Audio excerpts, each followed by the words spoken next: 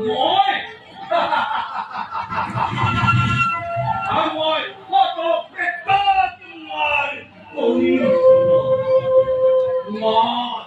মুখে ইমান তুমি মোর মরমর ভাগ্য তোমার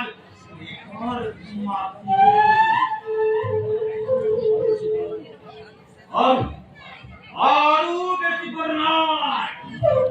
দিগন্ত করে লহ লহ করে মৃত্যুয়ে কেটে আসছে কার ভাগ্য নাই পিত করে কার ভাগ্য না নিবরণ করে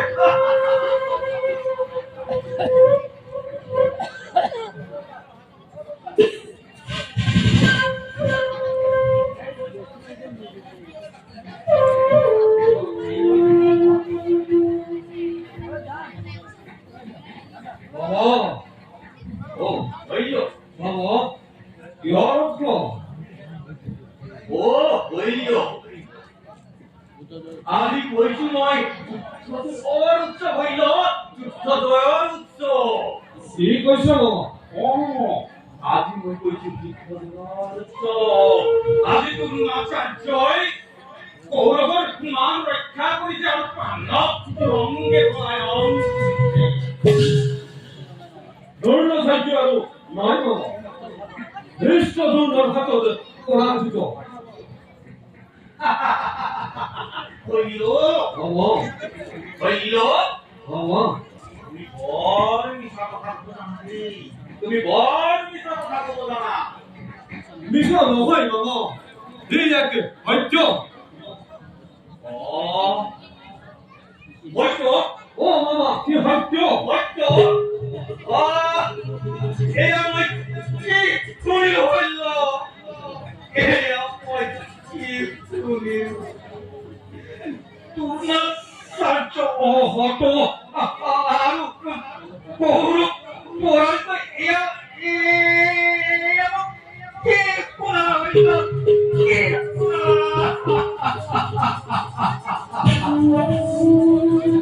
রেজাল্ট তুই জানো কি হব মামা তুই তুই কি বেলার ওরা কইতা হইল তুই কি বেলার ওরা কইতা আমি মোর পুকু বাকি ও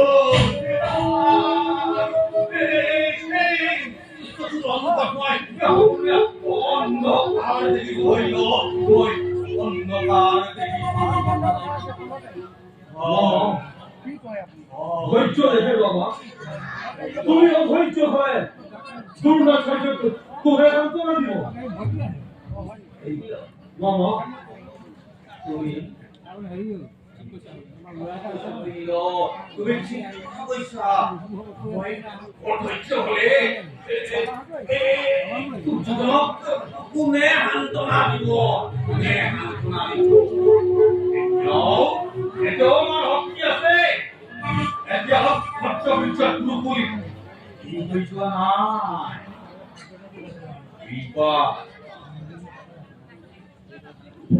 এইবার তুমি আমাকে ভুলানি হইল ও ইয়ার তো প্রাণ হইল মই এতিয়া বুঝি পারছো এইবার এইবার তুমি আমাকে বলে পাইবা কোয়া মামা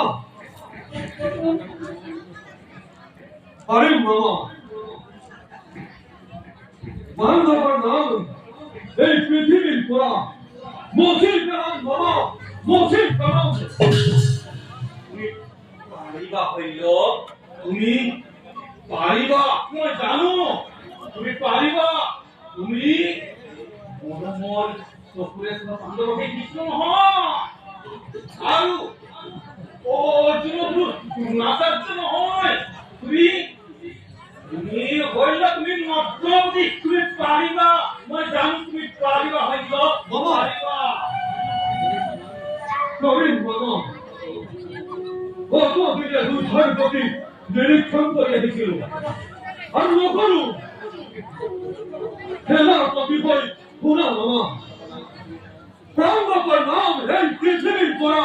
বছর পেলাম আমি বছর পেলাম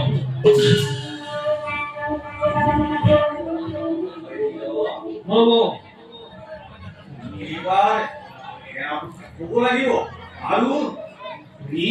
দুৰ্যোধনৰ মান ৰক্ষা কৰিব পাৰিবা কিন্তু কৰ্ণ যদি মহাৰাজেৰ আকৌ সেনাৰ প্ৰতিবাদে তেতিয়া ও কৰ্ণ আকৌ যাৰ কাৰণে তুমি মা চিন্তান্বিত হোৱাৰ কোনো কাৰণ নাই তুমি এইবাৰ সেনাপতি ক'বই লাগিব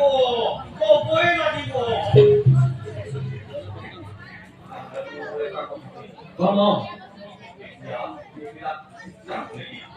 এতিয়া আমি যাওঁ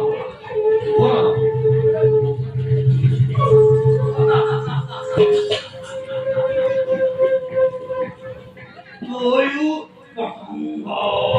হইল তয়ো পতংগ তয়ো অগ্নিত যাৰ যাবি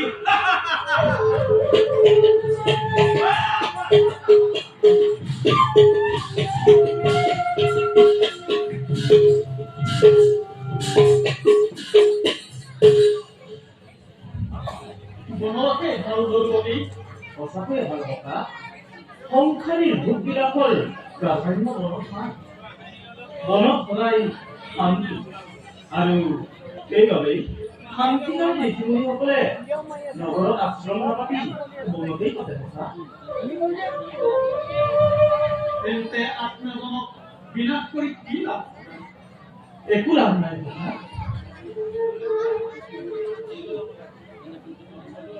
তেন্তে কুৰুক্ষেত্ৰৰ ইমানতে ৰামৰ কথা কুৰুক্ষেত্ৰ মহাৰণৰ সামৰণি কোনো কাম কৰি পেলাব নোৱাৰে কথা কিয় বোধ কৰোঁ ধৰ্মৰ বাবে ইয়াত ধৰ্মৰ কথা কি আছে দ্ৰৌপদী ই এটা হত্যা বংশনাথ ই এটা ব্যাধ্বংস এটা বিৰাট ধ্বংসৰ প্ৰয়োজন হৈছে কথা ধৰ্মৰ মৰ্যাদা ৰক্ষা কৰিবলৈ পিতামহক হত্যা কৰা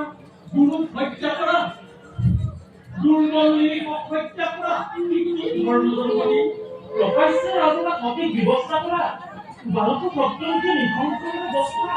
এয়া কেনেকৈ মতাল কৰি এই ভাৱ উৎসাহিত নকৰিবা আৰু উত্তেজিত নহয় অৰ্জুন শিৰা ৰক্ষা বটপুৰ ভট্টবিৰা শান্ত হোৱা দাদা ৰাঙনি কৰিছো হাত পিতামহ ভীষ্মৰ তেজেৰে ৰাঙনি কৰিছো হাত ভিক্ষাদাতা গুৰুৰ তেজেৰে আৰু কি লাগে দাদা ভাবিবলৈ দিয়া অৰ্জুন ভাবিছো একতা ভক্তি মাত্ৰ আছে ধুতি বাকি এই ভক্তিৰ ভূমিতে ৰামীয়তম আত্মসেৱন কৰি কিয় ভূগুণৰ পথ ইহকাল পৰকাল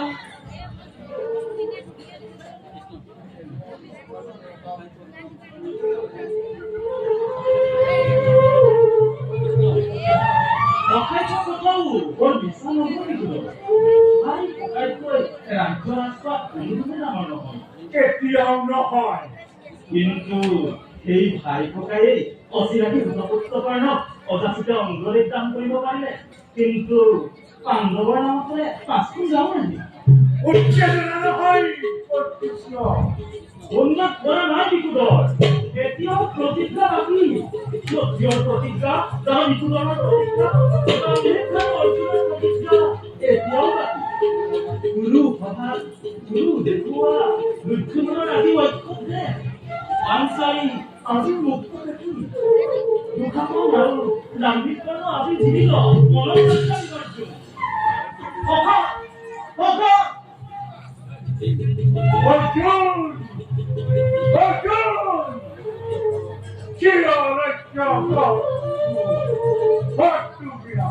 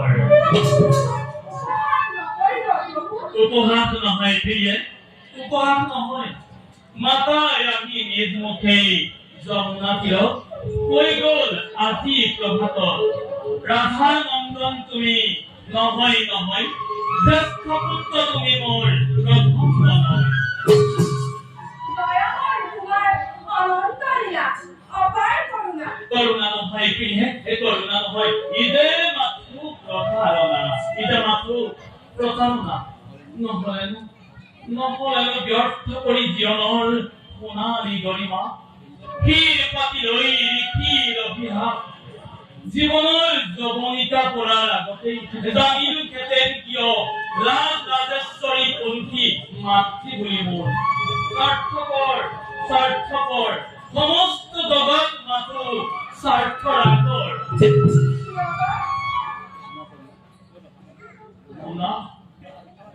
শুনা পদ্মা, কলঙ্কৰ কালিমাহানি শৈশৱ কালত কৰিছিলো কত যাতনা, কত অপমান। কতা কতা তেতিয়াতো জননীৰ নাকান্দিলে প্ৰাণ, বুলি নিষ্কৰি দ্ৰোণাচাৰ্যই অস্ত্ৰ শিক্ষা নকৰিলে দান। স্বয়ংবৰ সভাত দ্ৰুপদ বালা দ্ৰুপদীয়ে কৰিছিলে কত অপমান, কৃতক নকৰো বুলি পৰমাধ্য দান। কতা কতাপিয়ে তেতিয়াতো জননীৰ নাকান্দিলে প্ৰাণ। আৰু আজি অতীতৰ নিকুল নিদাৰৰ কথাৰো নুঘূৰাব প্ৰভু, নোৱাৰো বুজিব। গোপনে আছিল কিয় আজি আপোনাৰ আপোনাৰ জীৱন ৰহস্য? পদ্মা, ৰহস্যৰ বাবেই মোৰ জীৱন ৰহস্য গোপনে আছিল। কি ৰহস্য? শুনা পদ্মা, কুমাৰী আছিল মোৰ মাতৃ যেতিয়া, আদিত্যৰ তেজত দেখা পালে তেতিয়াই কৰ্ণ কুমাৰ। আৰু কলংকৰ চেকা